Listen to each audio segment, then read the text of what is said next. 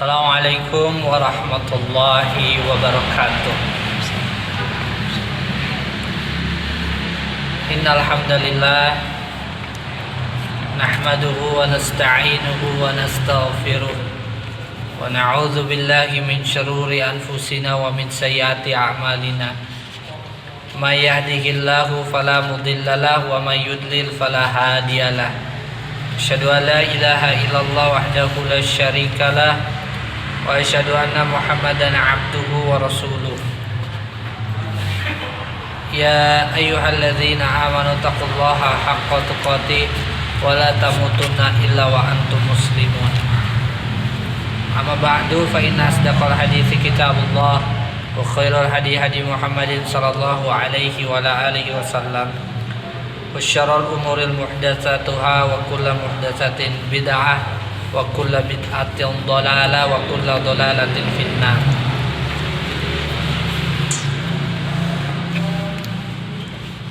Pada kesempatan yang berbahagia ini kita akan membahas ilmu syar'i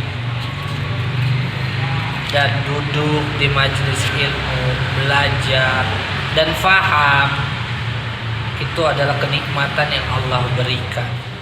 Ya harus faham, karena al-ilmu al-fahmu, ilmu itu adalah faham. Kalau ngaji nggak faham nggak berfaedah. Nggak berfaedah apa? Nggak berfaedah dapat ilmu, karena hakikat ilmu itu adalah faham.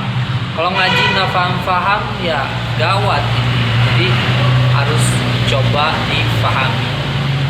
Taib.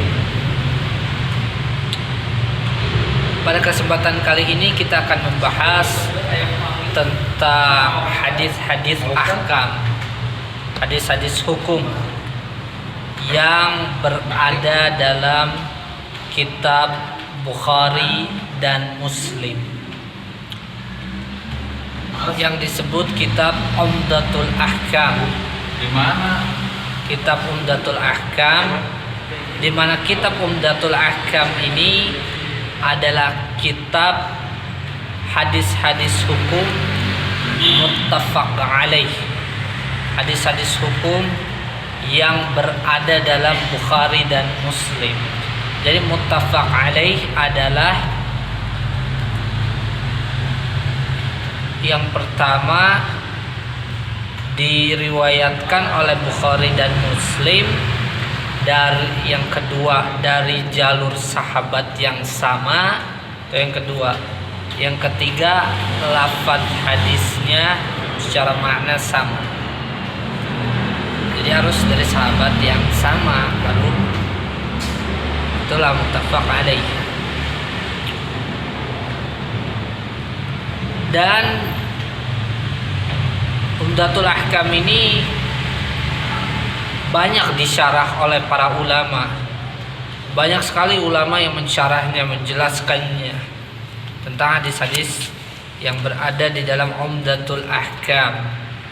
Dan hikmahnya juga kita harus tahu tentang hukum-hukum di balik itu. Jadi ini hadis-hadisnya tentang fikih, tentang hukum.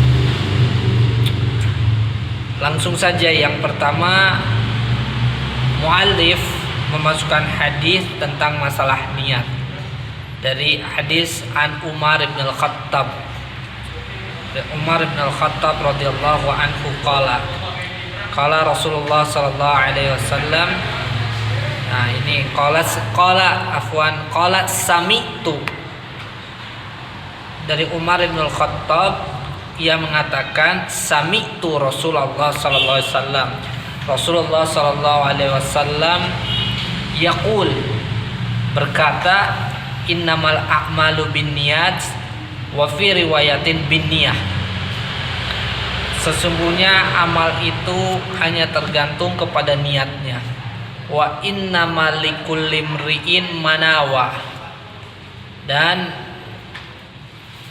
orang itu hanya mendapatkan apa yang dia niatkan. Faman kanat hijratuhu ilallahi wa rasulihi, dan barang siapa yang hijrahnya karena Allah dan Rasulnya, fa hijratuhu ilallah wa rasulihi, maka ia mendapatkan hijrahnya itu Allah dan Rasulnya. Wa man kanat hijratu ila dunya yusibuha, jika ia hijrahnya karena dunia yang dia cari, awi imra'atin yatazawwajaha, atau dalam riwayat lain awi imra'atin yankihuha, atau wanita yang dia mau nikahi, fa hijratu ila ma hajara ilai, maka dia itu mendapatkan atau dia itu hijrah dan mendapatkan hijrahnya itu sesuai yang ia inginkan. Hadis ini diriwayatkan oleh Bukhari dan Muslim. Di dalam Bukhari itu hadis nomor 1, kemudian hadis nomor 54.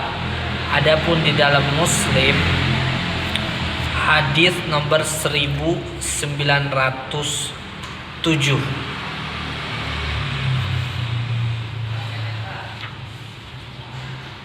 Nah, jadi ketika Syekh An-Nasir As-Sa'di menjelaskan hadis ini, beliau menerangkan hadis ini la yutasawwar al-amal illa binniyah. Jadi amal itu tidak tergambarkan, tidak digambarkan sesuatu kecuali dengan niat. Amma wujudus surah al-amal min duni niyat fala yusamma amalan. Jadi kalau seseorang dia itu melakukan suatu amalan tanpa ada niat, fala yusamma amalan, maka itu tidak disebut amalan, suatu amal. Jadi orang beramal tanpa ada niat itu nggak dianggap suatu amalan. Wadzalika ka'amal naim wal majnun. Nah, hal itu seperti amalan orang yang tidur dan orang yang majnun, orang yang tertutup akalnya. Ammal aqil, adapun orang yang berakal, fala yutasawwaru an ya'mal amalan illa binniyah. Orang yang berakal tidaklah melakukan suatu amalan, suatu gambaran ketika melakukan amal pasti di dalamnya ada niat. Jadi ketika amal itu mau disebut suatu amalan, harus di dalamnya ada niat.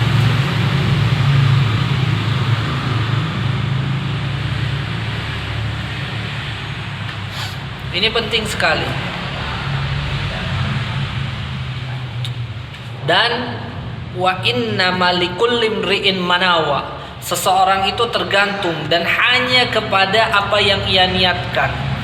Sekarang apa makna niat? An-niyah, makna niat adalah al-qasdu wal iradah, bermaksud dan bersengaja melakukan sesuatu. Wa mahallu halqal, dan tempat niat itu di hati. Wala yajibu talaffuz biha li ayyi amali kana bil ijma' a'immatil muslimin, dan ijma' kaum muslimin tidak perlu niat itu ditalaffuzkan, dilafazkan. Ijma' ini kesepakatan umat Islam. Lakin istihbab ba'dul mutaakhirin min a'immati syafi'iyyah talaffuz biha. Nah, akan tetapi istihbab disenangi dan dikatakan sunnah. Kalau bahkan istihbab itu terkadang ada hukum, maksudnya yang disenangi di bawah sunnah ba'dul mutaakhirin. Jadi dianjurkan sama sebagian mutaakhirin syafi'iyah untuk talaffuz. Was-sahih anna talaffuz biha bid'ah. Yang sahih talaffuz bin niat adalah bid'ah. Kita mau sholat, melakukan amalan, orang suka bilang usolli, ya kan? Mau sholat dia bilang saya mau niat dulu usolli. Kemudian dia mau lihat puasa nawaitu shauma ghadin, dan dia bilang ini niat. Ini yang melakukannya ini mengatakan niat. Nah, ini bukan niat. Ini bid'ah. Ini bid'ah. Syekh Muqbil pernah ditanya masalah ini, tentang masalah orang yang talaffuz bin niat. Maka Syekh Muqbil menjawab dengan ayat Al-Qur'anul Karim. Qul atu'allimunallaha bidinikum. Allah mengatakan, apakah kalian mau mengajarkan kepada Allah tentang agama kalian? tentang din di dalamnya salat, arkanuddin dan ibadah-ibadah lainnya. Muqaddimah shalat dan syarat sah salat adalah wudu apa? Masa dengan niat. Itu apa kata Allah dalam Al-Qur'an? Mengajarkan kepada Allah. Dan ini adalah kebid'ahan. Kalau kita mau perhatikan, kenapa sampai ada yang mutaakhirin Syafi'iyah mengatakan talaffuz bin niat, ini ada suatu kesalahpahaman. Salah fahamannya ketika waktu itu Imam Syafi'i sedang menerangkan tentang cara talbiyah. Cara talbiyah mengucapkan labbaik. Nah, ya, labbaik Allah ya. Itu dengan lafal. Nah, dianggap oleh sebagian yang mendengarnya adalah apa? Talaffuz bin niat. Padahal tidak. Imam Syafi'i tidak menerangkan.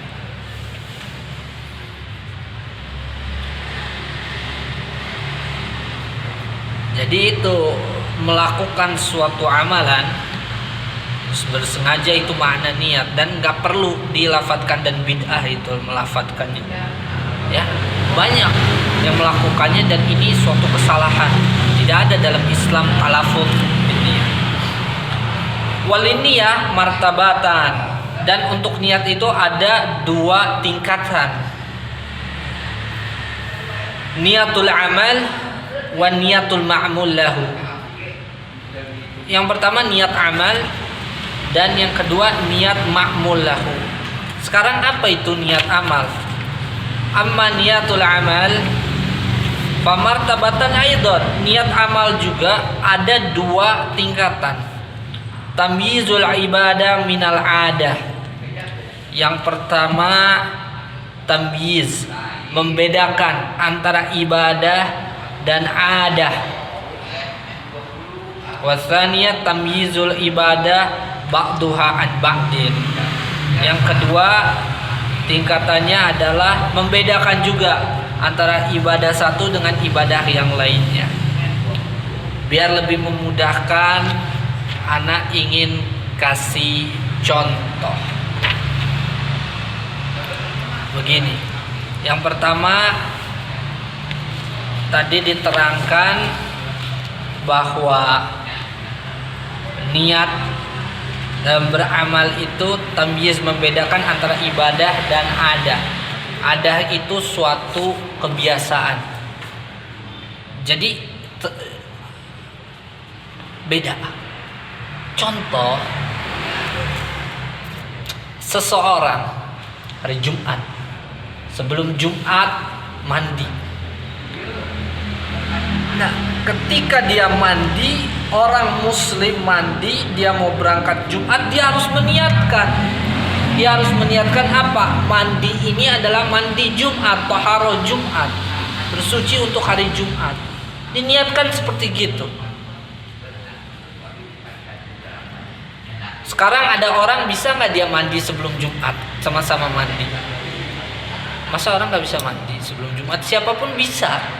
Sebelum Jumat siapapun bisa. Ada orang yang mandi bukan karena mau sholat Jumat. Ada yang mandi karena mau sholat Jumat. Beda nggak? Beda. Yang satu niatnya karena mau sholat Jumat, yang satu sekedar mandi. Nah, ini tamyiz, membedakan antara ibadah dan adah. Bedakan antara ibadah dan adah. Contoh yang kedua, ada orang yang dia itu misalnya yang makan di malam hari setelah maghrib gitu, tapi dia nggak niat puasa. Ada yang satu lagi setelah masuk maghrib dia makan baru dia niatin puasa. Nah, ini sama kan waktunya, jadwal makannya sama kan, jadwal mulai makannya, tapi ada beda. Yang satu niatnya puasa, yang satu niatnya bukan puasa. Ini contohnya tamyizul ibadah anil adah. Sebenarnya banyak sekali contoh. Yang berikutnya tingkatannya adalah tamyizul ibadah ba'duha an ba'din, membedakan ibadah antara satu dan yang lainnya. Contoh, azan subuh. Terus kita sholat 2 rakaat. Setelahnya kita sholat lagi 2 rakaat. Secara jumlah sama, cara bacaan sama, tapi ini merupakan tamyiz, pembedaan ba'duhan ba'din. Ini perbedaan antara ibadah satu dengan yang ibadah lainnya, ini beda. Kenapa? Yang satu dilakukannya niatnya adalah ibadah sunnah, yang satu adalah ibadah wajib, meskipun kaifiatnya, kemudian bacaannya, ya kaifiatnya, rakaatnya sama, tapi tetap berbeda. Kenapa? Karena tamyiz ini membedakan antara satu ibadah dengan ibadah yang lainnya. Sholat 2 rakaat sebelum subuh, kemudian sholat lagi 2 rakaat ini subuh. Beda. Kenapa beda? Beda karena niat. Niatnya yang satu sunnat, yang satu wajib. Jadi kenapa bisa beda? Yang pertama karena niat. Hasil dari niat itu beda, jadinya kepada ahkam, kepada hukum. Apa hukumnya? Yang satu wajib, yang satu sunnah. Bisa difahami sampai di sini.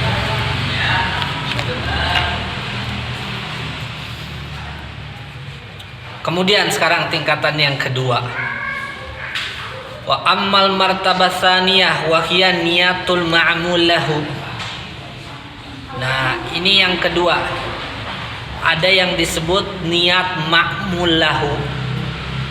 Apa itu niat ma'mul lahu? Fahiya an yuqsadal amil bi amalihi wajhullahi ta'ala wa darul akhirah wa hahuna yatawaffat al khalq tafawutan la ya'lamuhu illallah. Yang kedua ini dalam masalah niat disebut ma'mul lahu. Apa itu niat yang ma'mul lahu?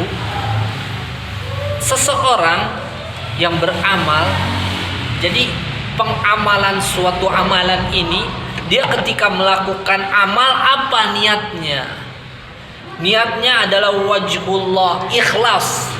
Ikhlas, mencari pahala di sisi Allah, mencari wajah Allah dan akhirat. Dan ini tidak ada yang tahu kecuali Allah. Kita sholat, niat kita apa dalam sholat itu? Sholat, apakah kita berharap ganjaran di sisi Allah? Kita melakukan ibadah karena Allah, berharap sorga Allah, berjumpa dengan Allah di sorganya. Itu ada yang tahu tidak? Ketika kita melakukan amalan tersebut, tidak tahu. Ada 2 orang contoh. Yang satu dia sholatnya karena Allah, yang seperti tadi gambarannya ya, cari pahala dan seterusnya. Ada yang satu lagi sama-sama ruku sama sujud, sama lama sholatnya, sama-sama berjamaah, tapi niatnya beda. Yang satu riya bisa, atau karena kepentingan-kepentingan duniawi yang lainnya.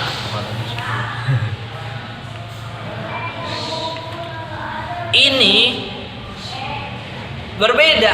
Kenapa? Ini masalah niat. Ini penting.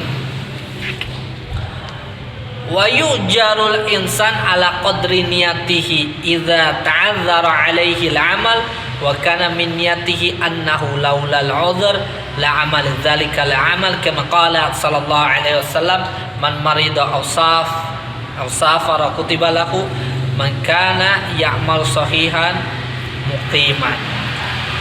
Seseorang itu diberikan ganjaran. Jadi seseorang diberikan ganjaran karena karena ketentuan niatnya. Bahkan apabila ia uzur untuk melakukan suatu amalan, maka karena dengan niat amalan tersebut Allah tetap kasih. Contoh dalilnya, barang siapa yang sakit atau ia safar, maka dia akan mendapatkan tetap pahala sebagaimana dia dalam keadaan sehat dan dalam keadaan dia ketika mukim.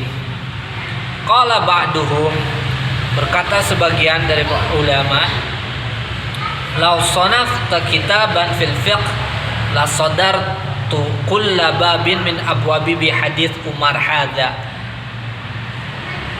Kalaulah ya, lau sana'tu kitaban, kalaulah aku menulis suatu kitab, jadi suatu bab, suatu kitab dalam fiqih, maka sumber dari setiap bab, semua bab di dalam bab ini diawali dengan hadis Umar ini.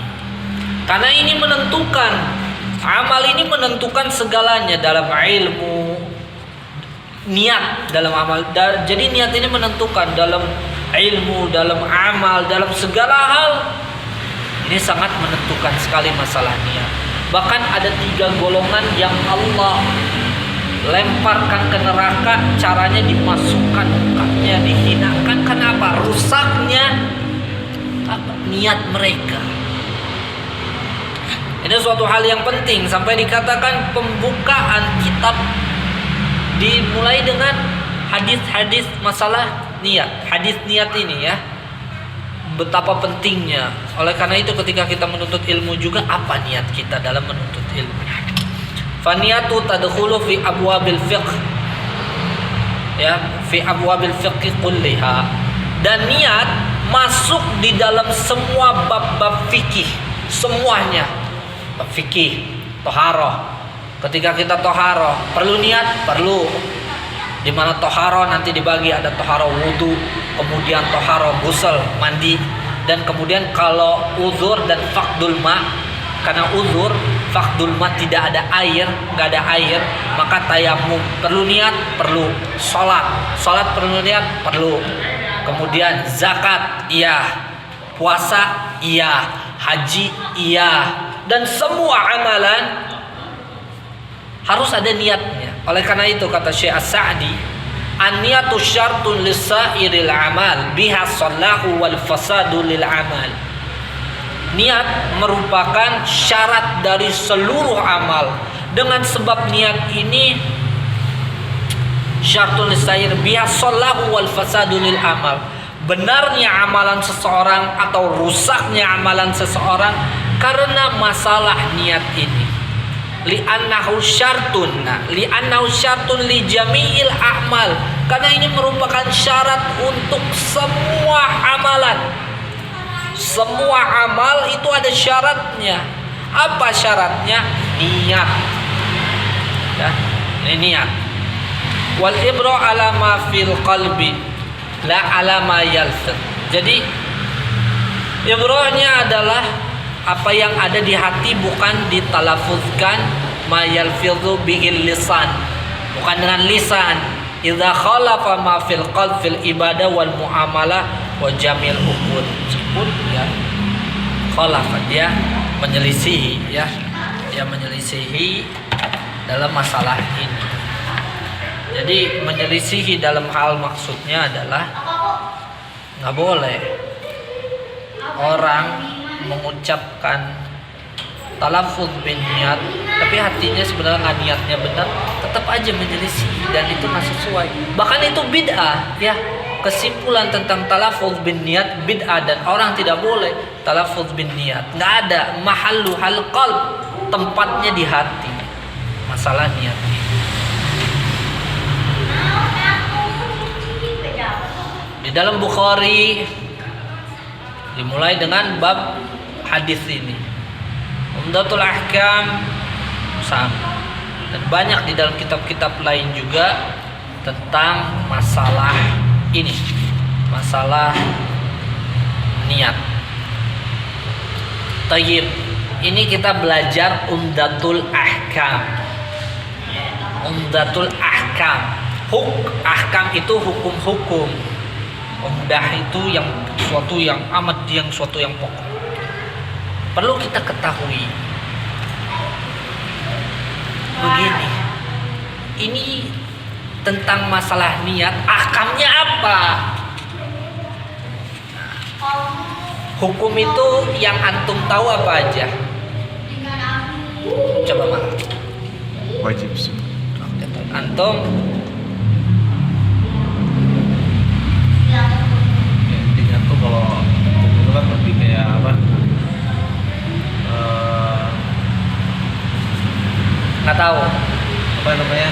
Nanti dasarnya kita melakukan amal itu Nah, hukum apa? Nah, antum tadi wajib sunnah. Iya, itu hukum. Itu namanya hukum syar'iyah. Ada hukum syar'i yang kita sering dengar. Wajib, sunnat, makruh, mubah, haram.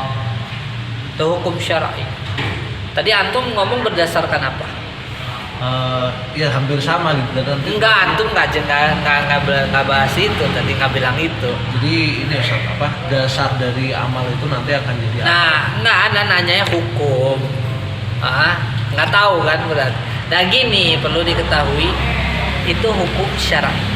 Ada hukum yang disebut wad'i. Ya, ada hukum yang disebut hukum wad'i. Tentang masalah hukum wad'i ini perlu kita ketahui bahwa hukum wad'i itu ada sabab, ada syarat namanya, ada mani', ada sihah, ada fasad. Ya. Ada batil, kita pernah dengar fasad, itu masuk ke situ. Nah, sekarang ahkam. Kita sekarang lagi bahas tentang hadis ahkam. Ya, dan kita bahas masalah hadis niat yang ada di dalam kitab Umdatul Ahkam. Sekarang ahkamnya masuk kemana? Masuknya ke syarat. Jadi niat ini masuk ke dalam ahkam syarat. Jadi syarat di dalam suatu amalan itu harus ada niatnya. Kita sering dengar ada rukun syarat, rukun syarat, rukun syarat. Kan begitu. Kalau kita belajar fikih kan, rukun puasa, syarat puasa, rukun sholat, syarat sholat, dan semuanya syaratnya diantaranya harus ada niat dan yang lain-lainnya. Atau ibadah yang kita ceritakan. Salah satu syaratnya adalah niat. Ya. Ini suatu syarat. Ya. Karena syarat ini harus ada dari sebelum mulai kita. Jadi ketika kita mau sholat harus ada syaratnya. Kita mau wudu ada syaratnya. Salah satunya niat. Kenapa dimasukkan oleh mu'allif? Berarti kalau kita bahas ahkam, ini merupakan syarat, ya. Nah, syarat. Jadi syarat sah. Kalau kita mau sah suatu amalan, itu harus ada niatnya. Itu yang dimaksud. Taib. Bisa paham kan? Jadi ini amalan kita biar sah. Kita mau bahas hukum-hukum fikih, sholat, zakat, puasa, haji. Biar sah ini kayak gimana? Dimulai dengan niat. Jadi niatnya benar-benar ibadah karena Allah Subhanahu wa ta'ala. Itu hikmahnya ya. Itu ibrah pelajaran.